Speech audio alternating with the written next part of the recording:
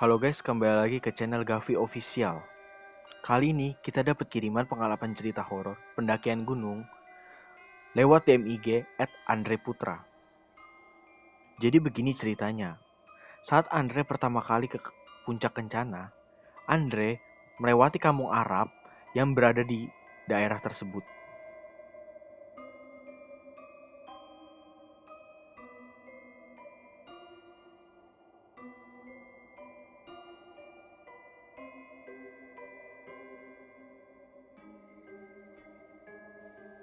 Andre sedang di perjalanan ke Kencana itu pagi. Sesampainya Andre di sana, mau menjelang maghrib sekitar jam setengah 5 atau jam 5-an. Setelah itu, Andre sudah menanyakan arah kepada orang-orang yang berada di sekitar situ, tukang ojek, tukang kebun yang berada di sana. Andre bilang, "Pak, kalau mau ke puncak Kencana, kemana ya?" Bapak tersebut bilang, "Lurus aja, nanti juga sampai." Lalu Andre di situ berjalan menuju puncak Kencana bersama temannya yang biasa dia panggil Acong. Setelah Andre jalan bersama temannya dengan motor Mio Andre berjalan terus ke atas yang namanya tempat penitipan motor.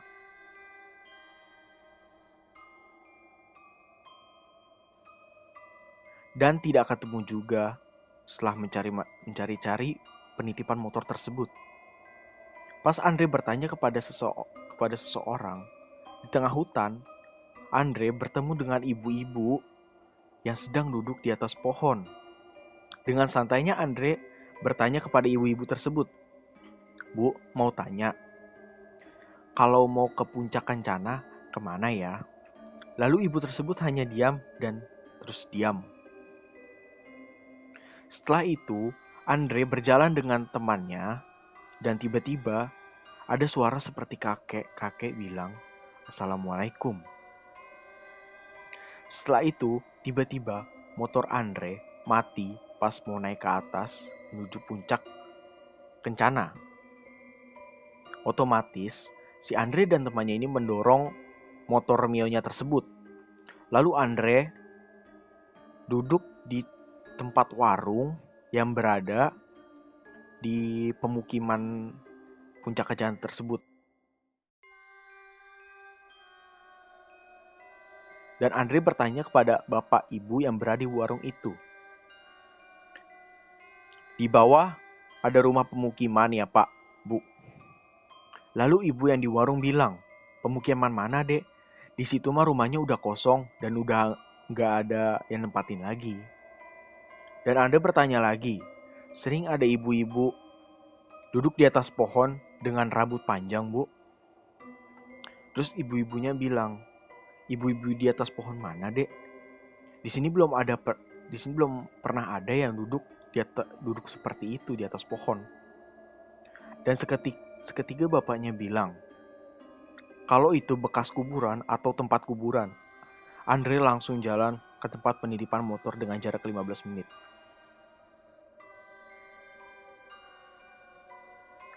Kalau misalnya kalian bertemu dengan ibu-ibu di pemukiman menuju ke puncak atau ke gunung, sebaiknya kalian hiraukan saja jika ada ibu-ibu atau kakek-kakek atau siapapun, entah siapapun itu, duduk di atas pohon atau sedang melihat ke kalian, diam saja, diam terus.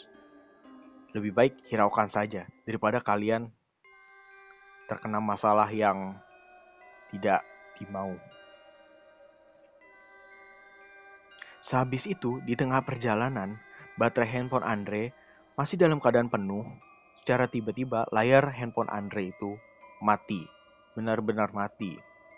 Sampai menyalakan handphone pun tidak bisa. Berarti itu mati total ya. Padahal handphonenya tersebut tidak ada kendala apa-apa. Berarti handphonenya itu masih dalam keadaan normal. Cuma handphonenya tuh tiba-tiba mati total. Andre berjalan kembali menuju ke penitipan motor. Dan sesampainya di penitipan motor Jam 4.58 dan Andre berjalan ke pos Simaksi. Andre dan teman Andre mendengar, jangan lupa permisi ya. Dan di situ posisinya Andre hanya berdua, yaitu Andre dan temannya di depan pos Simaksi. Dan Andre akhirnya mencoba untuk menyalakan handphonenya dan secara tiba-tiba HP tersebut menyala. Dan Andre langsung eksis di tanjakan Sambalado, dan selesai seperti itu, Andre mau menuju ke pos 2. Dan Andre melihat sosok hitam besar sedang duduk seperti melihat ke arah Andre dan temannya. Setelah itu, ada anak-anak pendaki yang berada di sekitar situ bertanya kepada Andre, "Bang, ente tektok bang?" Dan Andre jawab, "Iya nih bang, ayah tektok bang." Andre bilang, "Duluan ya Kang." Setelah sampai puncak, Andre berfoto-foto selama 15 menit. Lalu, setelah berfoto-foto, Andre turun dengan temannya. Seketika turun, Andre merasa lapar. Lalu Andre makan di pos 2 yang berada di pos 2 itu ada warung. Dan Andre makan di situ karena lapar. Dan dia baru membuka nasi yang habis dia pesan atau dia beli. Ada yang bilang, "Bang, bagi dikit dong bang." Mungkin sosok ini anak kecil kali ya, tapi ya gak tahu juga. Seketika Andre refleks bilang, "Anjir, ada yang minta nasi." Ya siapapun pasti kaget ya kalau ada yang minta, tapi kita lihat sekitar kita itu gak ada orang. Refleks kita kaget. Lalu Andre cepat-cepatnya menghabiskan nasi tersebut. Setelah Andre menghabiskan nasi tersebut, Andre turun dan Andre mengejar target sampai di bawah azan.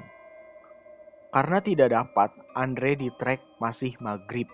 Dan pas mau masuk pintu Sambalado yang turun, awalnya Andre mendengar suara kuntilanak ketawa dan Andre kira hanya halusinasi. Ya mungkin orang anggap gitu karena biasanya kalau dengar suara ketawa tapi nggak ada cewek sama sekali, ya mungkin itu halusinasi karena kita terlalu takut atau terlalu insecure sama suasana, sama sekitar. Nah itu mungkin gak heran. Ya mungkin biasanya orang emang nyebut halusinasi karena takut. Ya gue pun juga begitu, kalau misalnya gue ke puncak atau ke rumah kosong atau ke gunung, gue gak ada siapa-siapa dan gue cuman sendiri, tiba-tiba ada yang ketawa. Wah, mampus. Ternyata pas udah di tanjakan Sambalado Tengah, Andre melihat ke arah kirinya. Dan ternyata di atas kiri ada hantu atau kuntilanak. Dan Andre tidak bawa senter karena berniatan tektok. Tektok kan biasanya itu kan buat orang yang yang cuma naik motor. Kan tektok itu kan cuma sebentar ya ke puncak. Cuma sebentar doang ya, naik motor doang, maksudnya nggak camping, nggak lama, nggak sampai sehari atau 2 hari gitu. Tektok biasanya cuma beberapa jam doang di perjalanan tuh, dari rumah sampai ke puncak. Habis puncak ngapain, foto-foto, video atau yang lain-lain, hal yang lain. Balik lagi tuh paling cuman berapa jam kan. TikTok namanya. Setelah sudah keluar dari tanjakan Sambalado, Andre mendengar seorang kakek bilang, "Assalamualaikum." Mungkin karena di sini Andre kurang sopan, mungkin memasuki ke puncak tersebut tidak memberi salam atau tidak bilang permisi atau assalamualaikum. Mungkin yang bagi penghuni yang gaib yang di sana itu kurang sopan, mungkin gitu ya. Dan seketika Andre panik dan Andre bertanya kepada ibu-ibu warung yang berada di sekitaran daerah situ. "Di sini ada kakek-kakek kalau malam ya Bu?" Dan dijawab oleh ibu-ibunya, "Kakek-kakek gimana ya Mas? Soalnya di sini nggak ada kakek-kakek, dan mungkin kalau kalian yang seperti itu takut lah ya, langsung panik, yang bener panik, karena kan gila men, malam-malam lu jalan tiba-tiba ada kakek bilang assalamualaikum, dan kalau lu ngeliat sekitar nggak ada, wah merinding, nggak bohong.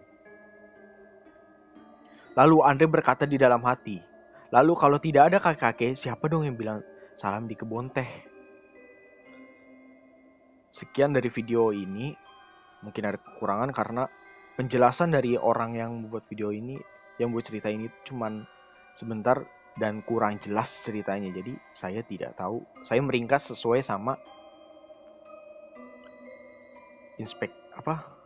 sesuai sama yang saya ringkas dari ceritanya. Yang diambil dari makna dari video ini, mungkin kalian jika kesana harus tetap sopan dan tetap menjaga sikap sopan santun kepada penghuni sana atau warga atau gaib. Jadi kalian tidak boleh asal masuk dan langsung asal masuk aja. Mungkin harus membeli salam karena setiap tempat pasti ada penghuninya. Bukan hanya manusia yang penghuni di tempat tersebut. Pasti ada makhluk lain yang menghuni tempat tersebut. Sekian, terima kasih.